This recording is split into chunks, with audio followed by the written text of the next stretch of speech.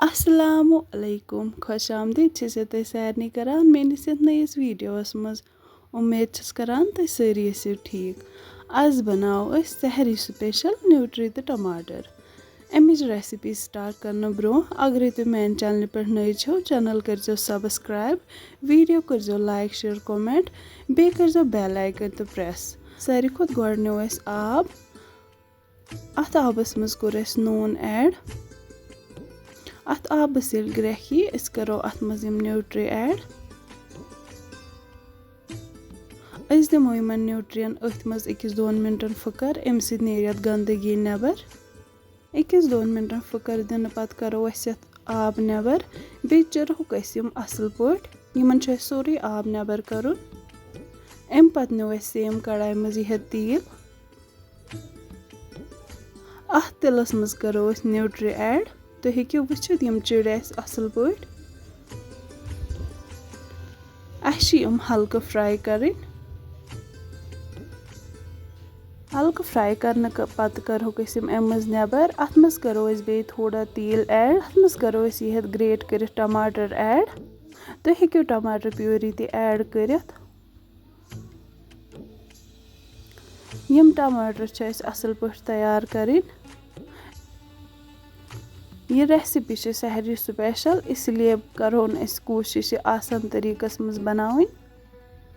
करो अम पत अत मज चॉप कर गंडे ऐड। यमन दिमो इकवटे तलन। तुम हेकु वुचित अत गो वन आब सोरे खुशक। वन तोताम तलन दिन योताम तेल साइडन पे यी। तुम हेकु वुचित अत वन तेल साइडन पे वन करो अत मज फ्राइड न्यूट्री ऐड। यमन दिमो वन 1-2 मिनटन बे इकवटे तलन। तलन दिवान दिवान करो यह अत मज वजल मर्चुवांगन पाउडर ऐड। अम समन कलर असल यवान। बाकी मसाल ऐड करने ब्रो करो यह थोड़ा आब ऐड। अम लगे यमन तलन असल पे बे दजन तम कह। वन करो अत मज लिदर 1 चमचे ऐड। नून 1 चमचे। नून करो तुम पन्ने टेस्ट अकॉर्डिंग।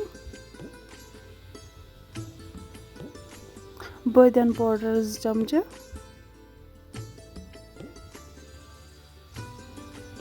रोहन पेस्ट 1 चमचे।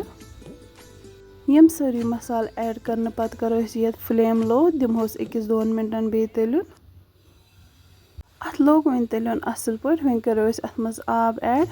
अत मज करो थोड़ा सा ही आब ऐड तिकाज अत गोस आब सोरे श्रपुन। करो ढक्कन बंद। तुम हेकु वुचित यम वन बिल्कुल तैयार।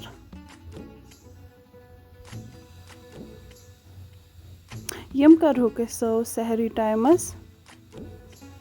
मे उम्मीद तुम मेरी रेसिपी पसंद आम। अगर तुम मोन वीडियो पसंद आव वीडियो करो लाइक शेयर कमेंट, बे करो मेन चैनल तो सब्सक्राइब। शुक्रिया।